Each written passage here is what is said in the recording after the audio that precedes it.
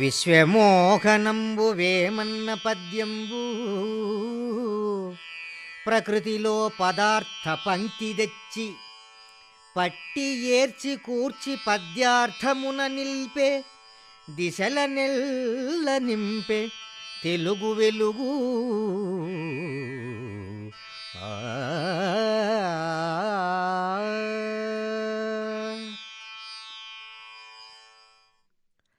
లౌకికమైన ప్రాపంచిక దృష్టిలో వేమనకు మించిన కవి లేడనే చెప్పాలి. వేమన కేవలం కవి కాదు, కవి తాత్వికుడు. కాబట్టి రవి చూడని దాన్ని కవి చూడగలడేమో కాని కవి చూడని దాన్ని కూడా కవి తాత్వికుడు చూడగలడు. ప్రకృతి పదార్థాలతో జంతుజాలంతో ముడిపెట్టి మానవ సందేశం అందిస్తాడు. ఆ ఊహలు ఉపమానాలు ఇంద్రజాలంలా పాఠకుల్ని ఆశ్చర్యంలో ముంచుతాయి. ఇదొక కవితా మహేంద్రజాలం. అయినా కావాలని విన్యాసాలు చేసినట్లు అస్సలు అనిపించదు. అనువుగాని చోట అధికులమనరాదు, కొంచెముండుటెల్ల కొదువగాదు, కొండ అద్దమందు కొంచెమై ఉండదా, విశ్వదాభిరామ వినురవేమ.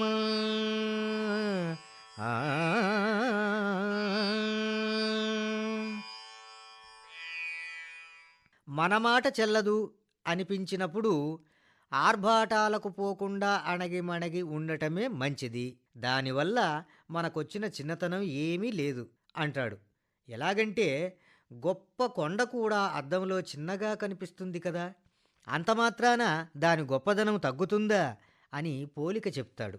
దీంతో పాఠకుడు ఉక్కిరిబిక్కిరై సుళ్ళు తిరిగిపోవలసిందే. అబ్బా, నిజమే కదా అనుకుంటాడు. తోకతో చుట్టి సముద్రములో ముంచగల హనుమంతుడంతటి వాడే రావణాసురుని ముందు తోక ముడుచుకొని కూర్చోవలసిన సమయం ఒకప్పుడు వచ్చింది కదా అని తనకు తెలిసిన సన్నివేశాలో లేదా తనకు జరిగిన సంఘటనలో గుర్తు చేసుకుంటాడు పాఠకుడు, ఆలోచించుకుంటాడు. ఇది వేమన్న ఉపమానానికి ఉదాహరణకి ఉన్న గొప్పదనం.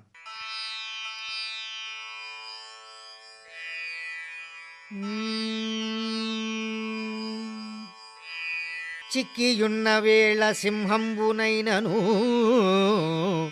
బక్క కుక్క కరచి బాధపెట్టు, బలిమిలేని వేళ పంతంబు చెల్లదు, విశ్వదాభిరామ వినురవేమా.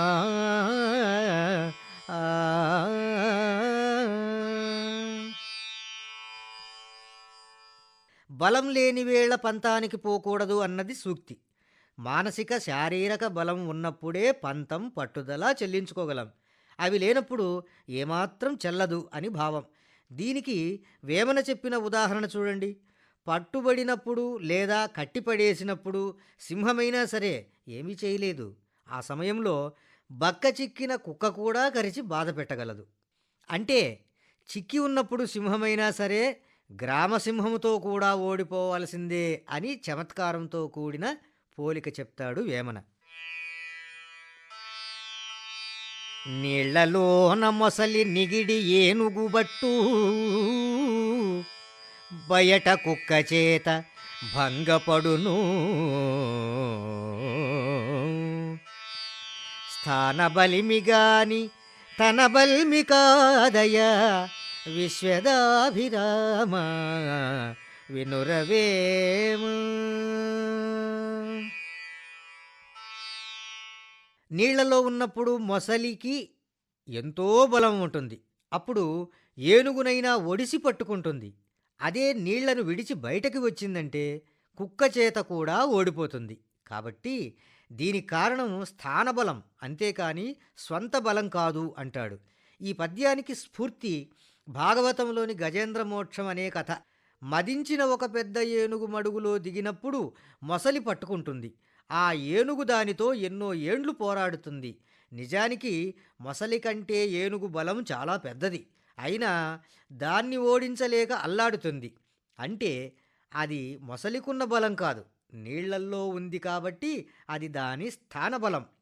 గ్రామాధికారి తన గ్రామంలో మాత్రమే తన మాట శాసనంగా పెట్టుకోగలడు.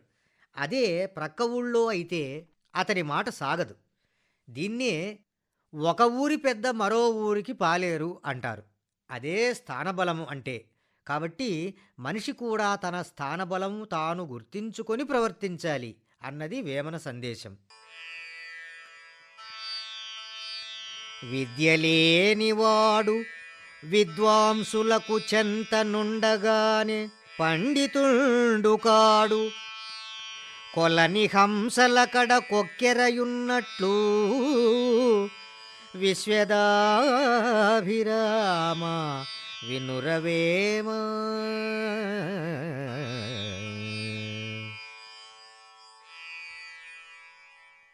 విద్య లేనివాడు విద్యావంతుల ప్రక్కన కూర్చున్నంత మాత్రాన విద్వాంసుడైపోడు. ఎలాగంటే కొలనులో హంసలు తిరుగాడుతుంటాయి, వాటికి ప్రక్కనే కొక్కెరాయి అంటే కొంగ కూడా ఉంటుంది. అంత మాత్రాన అది హంస అయిపోతుందా? హంస కొంగ రెండూ తెల్లగానే ఉంటాయి. అయితే ఏం లాభం? హంస పాలను నీళ్లను వేరు చేసే విద్యా కౌశలం ఉన్నది. మరి కొంగ నత్తల్ని పీతల్ని చేపపిల్లల్ని ఒడిసి పట్టుకునే టక్కరితనం కలది. పైగా కదలకుండా జపం చేస్తున్నట్లు నిలబడి చేపలు దగ్గరకొచ్చినప్పుడు గబుక్కున పట్టి గుటుక్కున మింగే దొంగ విద్య కొంగది. అలాగే విద్య లేని నరుడు విద్య ఉన్నట్లు నటిస్తూ విద్వాంసుల ప్రక్కన ఉన్నంత మాత్రాన వాళ్ళంతటి పండితుడు అనిపించుకోలేడు అంటాడు వేమన.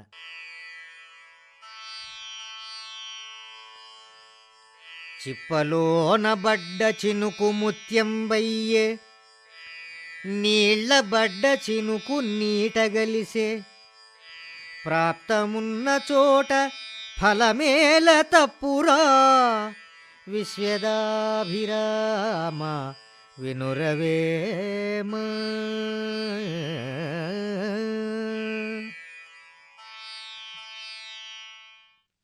సముద్రములో గవ్వల ఆకారంలో కొన్ని చిప్పలు ఉంటాయి. వాటినే ముత్యపు చిప్పలు అంటారు.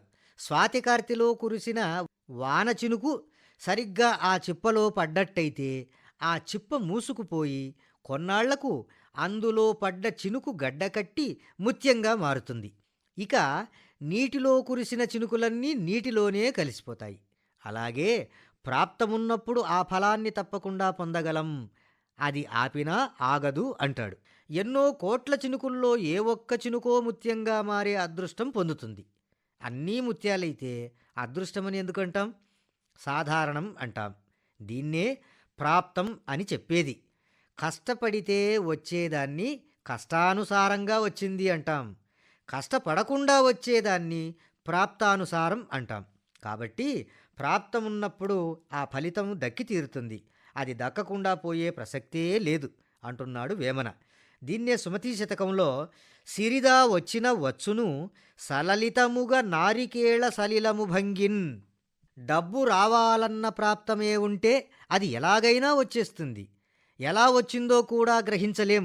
ఎలాగంటే టెంకాయలోకి నీళ్లు ఎలా వచ్చి చేరుతాయో అలా తెలియకుండానే వచ్చేస్తుంది అంటాడు. ఎరుగువాని దెల్ప నెవ్వడైనను చాలు,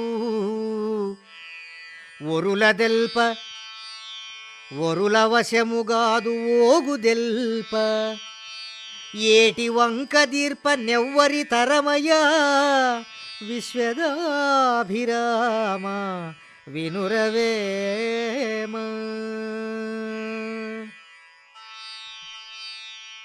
ఎరుగువాడు అంటే గ్రహించేవాడు, మంచివాడు అని. మంచివాడు ఎవ్వరు చెప్పినా వింటాడు, ఎందుకంటే గ్రహించేవాడు కాబట్టి. ఓగు అంటే దుష్టుడు, మొండివాడు. అలాంటి వాడికి చెప్పడం ఎవ్వరితరం కాదు, ఎందుకంటే వాడు గ్రహించేవాడు కాదు కాబట్టి. ఇదెలా ఉంటుందంటే ఏటి వంక అంటే ఏరు ఒక్కొక్క చోట చొట్టబడి ఉంటుంది, వంకర అంటారు. ఆ వంపును వంకరను చక్కజేయడం ఎవరికైనా తరమవుతుందా అంటాడు. ఇదో అద్భుతమైన ఉదాహరణ. వంక అంటే వంకర, వంక అంటే ఏరు అనే అర్థం కూడా ఉంది. వాగు వంక ఇవన్నీ ఏటికి ఉండే పేర్లే. వంకరగా వెళ్ళడం దాని సహజ గుణం కాబట్టే దాన్ని వంక అంటున్నారు. నెలవంక చంద్రవంక అనేది కూడా ఇందుకే, అది వంకరగా ఉంటుంది గనక. మనుషుల్లో కూడా వంకర బుద్ధి గల వాళ్ళను దిద్దడం ఎంత పండితునికైనా సాధ్యం కాదు అన్నది వేమన ఉద్దేశ్యం. ఏనుగు లక్ష్మణ కవి అంటాడు, తివిరి ఇసుమున తైలంబు దీయవచ్చు, తవిలి మృగతృష్ణలో నీరు ద్రావవచ్చు, తిరిగి కుందేటి కొమ్ము సాధించవచ్చు, చెలగి మూర్ఖుని మనసు రంజింపరాదు అని. ఇసుకలో ఒలికిపోయిన తైలాన్నైనా తీయవచ్చు, ఎండమావుల్లోని నీళ్లైనా త్రాగవచ్చు, కుందేటి కొమ్మైనా తీసుకురావచ్చు, కానీ మూర్ఖుణ్ణి మెప్పించాలంటే చాలా కష్టం అంటాడు. ఇప్పుడు చెప్పినవన్నీ అసాధ్యాలే. అసాధ్యాలన్నీ సుసాధ్యాలని అతిశయోక్తిగా చెప్పడం. కానీ వేమన అలా చెప్పలేదు. అతిశయం జోలికి వెళ్ళలేదు. ఏటి వంక తీర్చడం ఎలా సాధ్యం కాదో, వంకర బుద్ధి గలవాని వంకర గుణం మార్చడం కూడా అసాధ్యం అని సహజంగా సాధారణంగానే చెప్పాడు.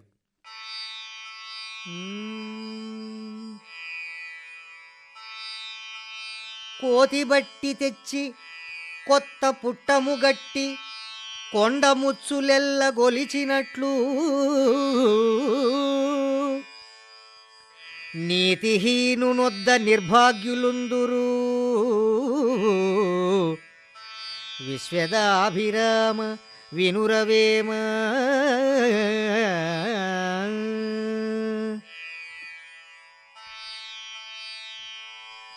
ఒక కోతిని వెంటబెట్టుకుని వచ్చి మంచి దుస్తులు తొడిగి కొండముచ్చులన్నీ సేవలు చేసినట్లు నీతిమాలిన వాడి దగ్గర గతిలేక నిర్భాగ్యులు దారిద్ర్యంలో ఉన్నవాళ్లంతా సేవిస్తూ ఉంటారు అన్నాడు వేమన. ఎంత చక్కని కల్పనో చూడండి. సహజంగా కోతి నీతిగా ఎందుకు నడుచుకుంటుంది? పైగా దాన్ని రాజును చేయడం వల్ల వచ్చే లాభం ఏంటి? అదీగాక కోతుల్లోనే మరో జాతి అయిన కొండముచ్చులు ఈ నిర్ణయం తీసుకున్నాయట. ఇంకేం చెప్పాలి? దొందు దొందే. అయినా కొండముచ్చులకు రాజుగా ఉండటానికి కోతిగాక సింహం ఒప్పుకుంటుందా?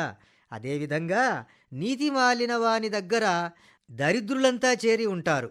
నిర్భాగ్యులు అంటే భాగ్యం అంటే ఏమిటో తెలియని వాళ్ళు, మానాభిమానాలు అణగారిపోయిన వాళ్ళు. అలాంటి వాళ్లకు నీతిహీనుడుగాక నీతివంతుడు రాజుగా ఉండే అవకాశముందా అన్నది వేమన భావం. వేరు పురుగు చేరి వృక్షంబు జెరచును, చీడ పురుగు చేరి చెట్టు జెరచు, కుచ్చితుండు చేరి గుణవంతు చెరచురా విశ్వదాభిరామ వినురవేమ.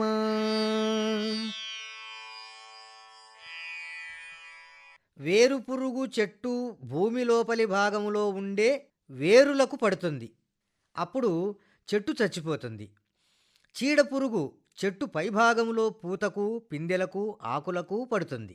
దాంతో చెట్టుకు ఉన్న అందం పాడైపోతుంది. ఇలాగే లోకంలో ఓర్వలేనివాడు మంచివాణ్ణి మోసంతో ఎన్నో రకాలుగా చెడగొడతాడు అని భావం. వేరుపురుగు, చీడపురుగు ఈ రెంటి వల్ల చెట్టు ఆంతర సౌందర్యం, బాహ్య సౌందర్యం రెండూ కోల్పోవడమే గాక మురోడైపోతుంది. అలాగే కుచితుడు అనగా కుతంత్రాలు పన్నేవాడు మంచివాళ్లను చెడగొట్టడమే వాడి పని. గుణవంతుణ్ణి మానసికంగా, శారీరకంగా ఇంట బయట హింసకు గురి చేస్తాడు. ఇలాంటివాడు మంచివాణిగా ఉంటూ ద్రోహం చేయడానికైనా సిద్ధం, చెడ్డవాణిగా వచ్చి ఎదిరించి పోరాడేదానికైనా సిద్ధమే. ఏది ఏమైనా గుణవంతుణ్ణి సహించలేడు, చెడగొట్టాలి. ఇది వాడి లక్ష్యం. మేడి పండు చూడ మేలిమైయుండును, పొట్ట విప్పి చూడ పురుగులుండు, పిరికి వాని మదిని బింక మీలాగుర విశ్వదాభిరామ వినురవేమ.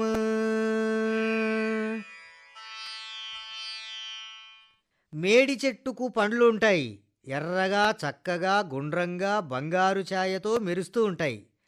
దాన్ని ఇలా చించి చూస్తే మొత్తము క్రిములే ఉంటాయి. లోకంలో పిరికివాళ్ళు కూడా ఇంతే. పైకేమో ధైర్యంగా, డాంబికంగా కనిపిస్తారు, నటిస్తారు. లోపల మాత్రం భీతితో బిగుసుకుపోతూ ఉంటారు. కనిపించే రూపానికి, కనిపించని కుళ్ళుకు తేడా చూపించడమే ఇక్కడ వేమన ఉద్దేశ్యం. తెల్లనివన్నీ పాలు కావు, మెరిసేదంతా బంగారం కాదు, రూపానికి బాగున్న పండు తినటానికి యోగ్యంగా లేదు, చక్కగా ఉన్నాడనుకున్న వ్యక్తిలో సామర్థ్యం లేదు. కాబట్టి యోగ్యత అనేది పట్టి చూస్తే గానీ తెలియదు, అంచనా వేస్తే అందదు అని వేమన ఆంతర్యం.